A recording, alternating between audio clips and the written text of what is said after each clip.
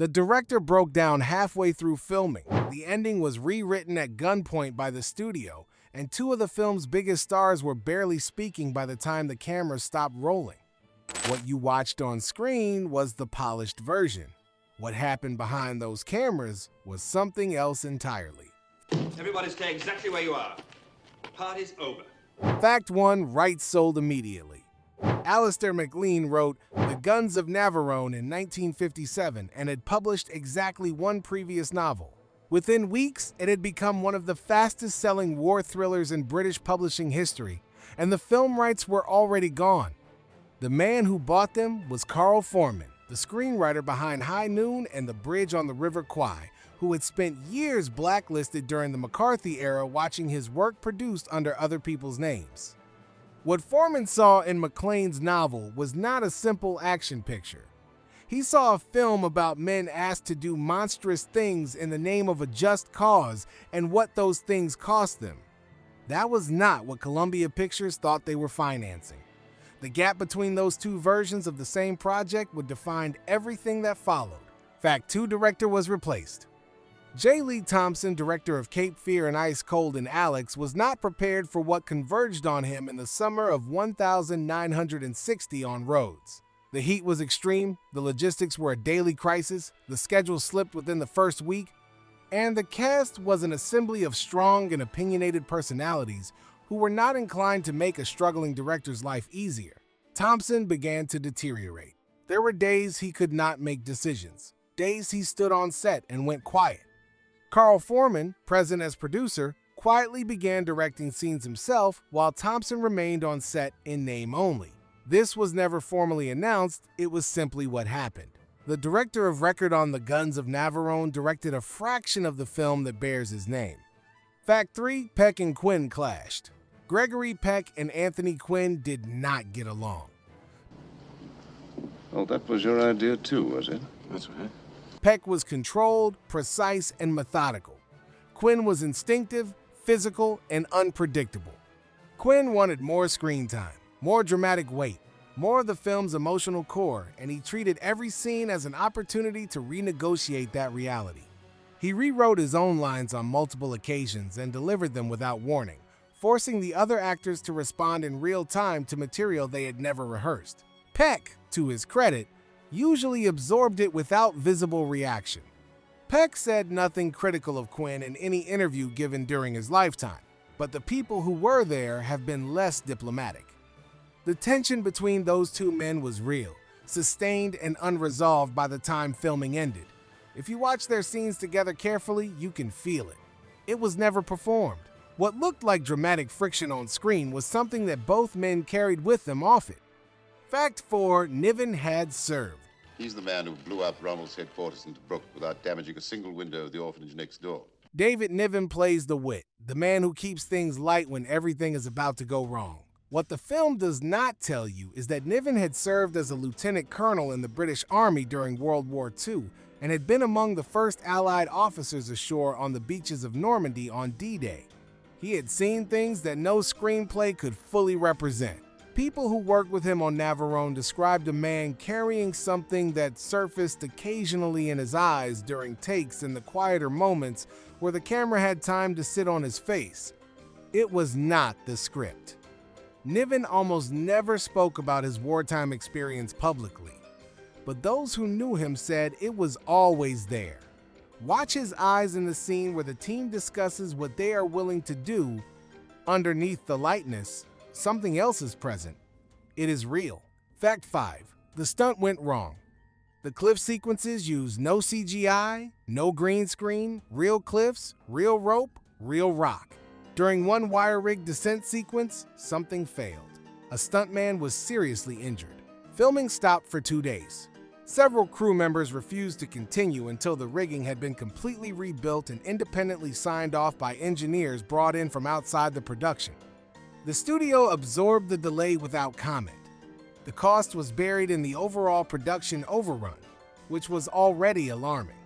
The scene that required all of this appears in the finished film for approximately 90 seconds, cut together so smoothly that most audiences have never once thought about what it cost to put it there.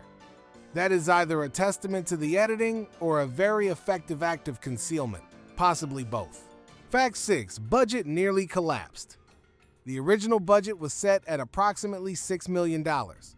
By the time the Greek location shoot had run substantially over schedule and the production had moved to England, that figure had been left far behind. Internal Columbia Pictures memos described considerable executive anxiety about whether the film would ever return its investment. On 2 separate occasions, the financing arrangements required emergency renegotiation. There were people at the studio who believed the production should be shut down. The Guns of Navarone eventually earned the equivalent of several $100 million in today's money. The executives who had been preparing for a disaster watched it become one of the defining commercial successes of the decade. If you're still watching, you're not subscribed yet, are you? Most people who find this channel never tap that button. One tap is all it takes to make sure YouTube shows you the next one. Fact 7. The execution scene.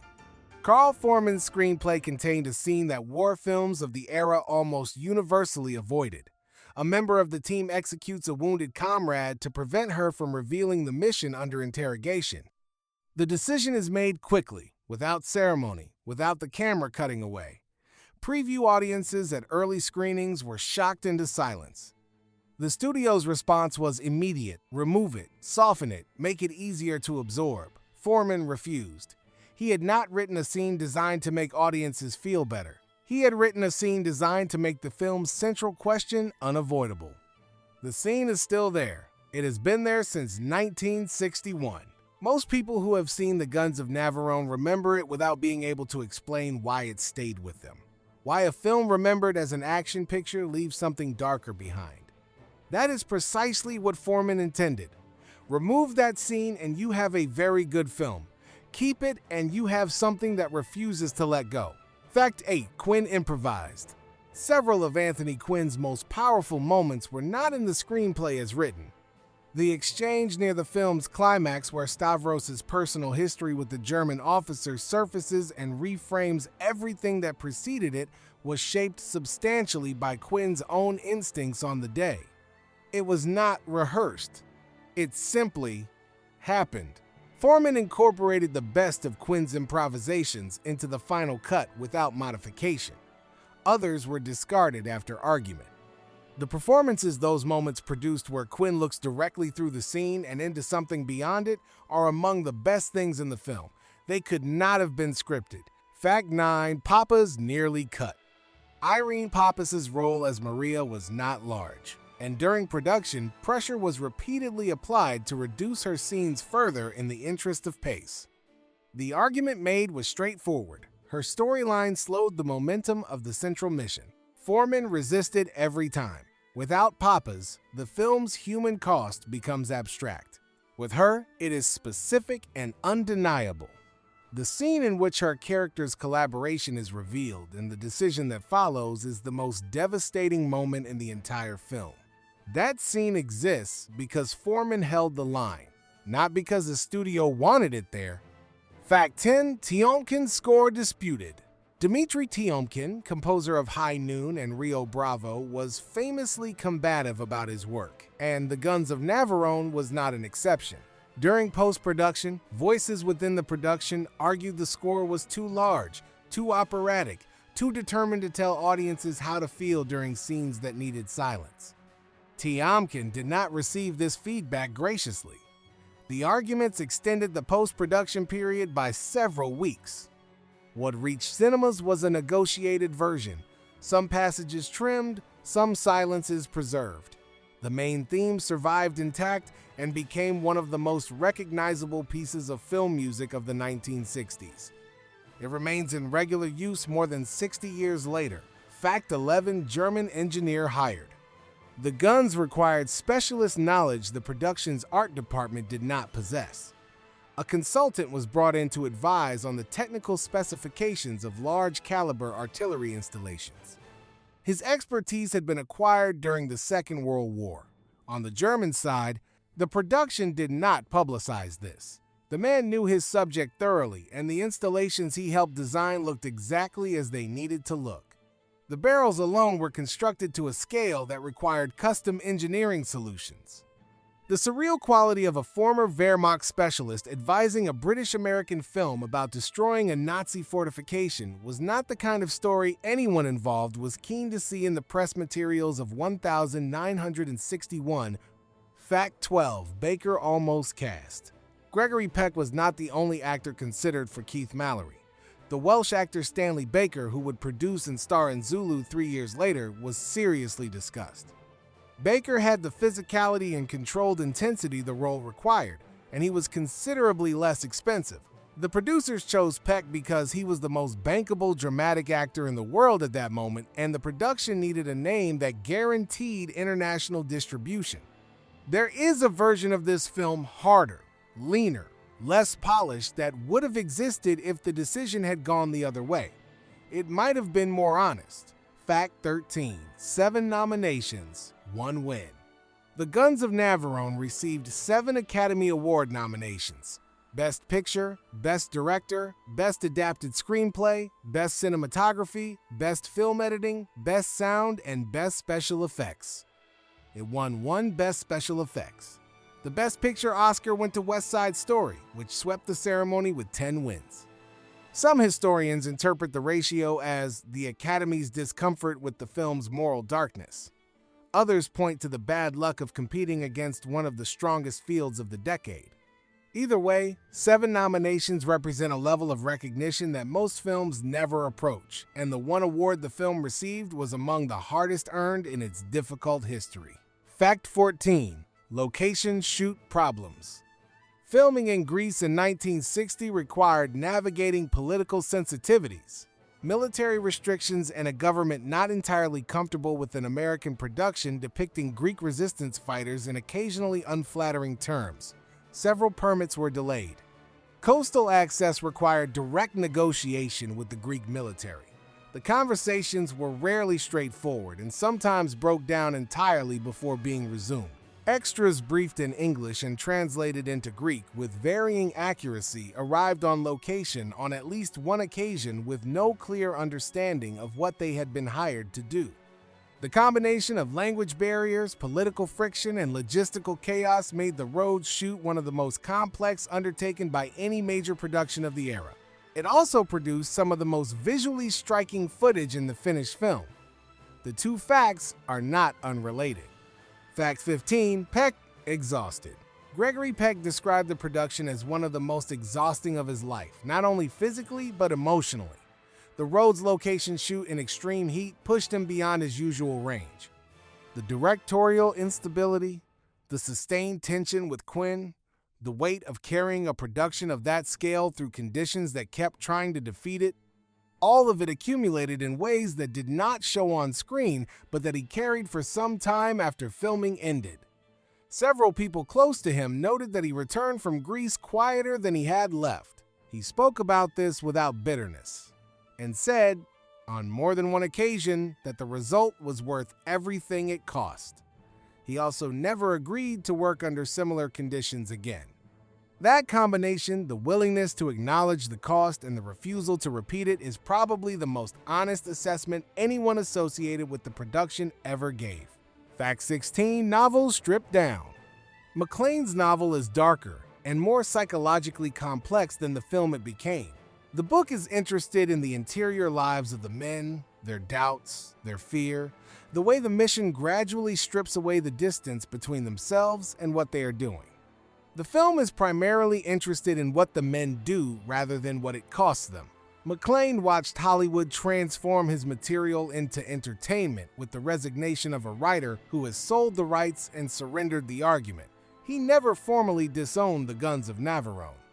That is probably the closest thing to an endorsement his work ever received from him. Fact 17. Ending rewritten. The ending audiences cheered for was not the ending Foreman had written. His original screenplay closed on genuine moral ambiguity: the guns destroyed, the fleet saved, the men standing in the wreckage of what they have done, with no music and no resolution. The studio wanted uplift. They wanted audiences on their feet. The ending was restructured, and Tiomkin's score swelled into the space where the silence had been.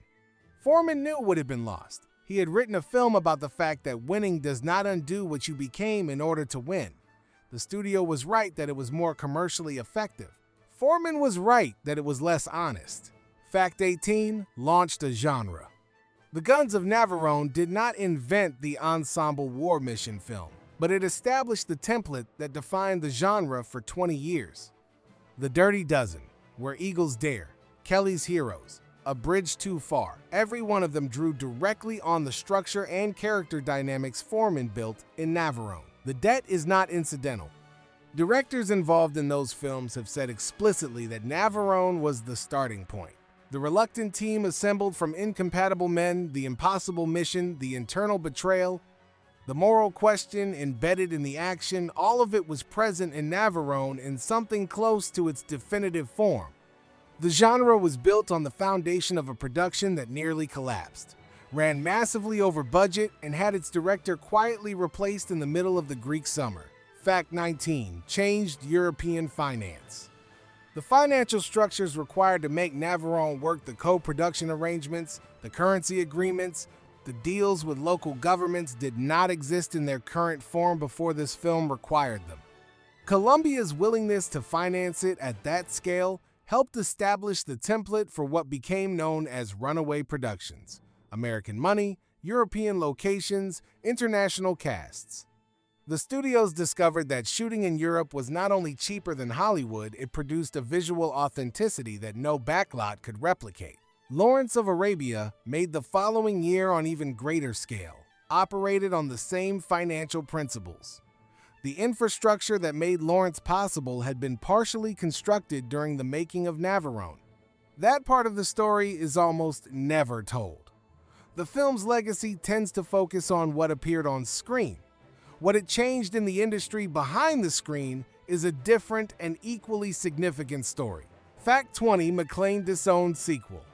Force 10 from Navarone was produced in 1978 with Harrison Ford and Robert Shaw. Shaw died of a heart attack shortly after filming completed and never saw the finished film. Ford, who was between the first and second Star Wars films at the time, has spoken about it with the careful neutrality actors reserved for projects they would prefer not to be asked about. The film earned reasonable returns and is remembered by almost nobody who was not already a fan of the original. McClane spent 2 decades watching Hollywood make his work famous and somewhat lesser simultaneously.